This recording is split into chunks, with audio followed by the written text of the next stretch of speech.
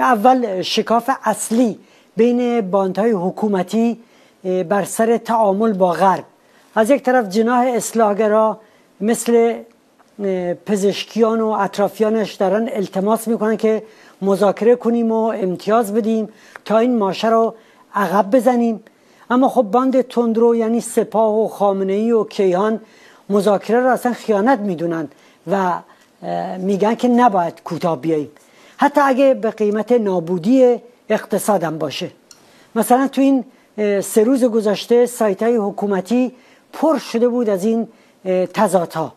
این نشون میده که رژیم حتی توی تهدید مشترک نمیتونه واحد عمل بکنه. موضوع دوم تضاد بین دولت و سپاه. خب بازگشت تحریما به خصوص تو نفت، بانک و حمل و نقل منافع سپاه رو مستقیم تهدید میکنه.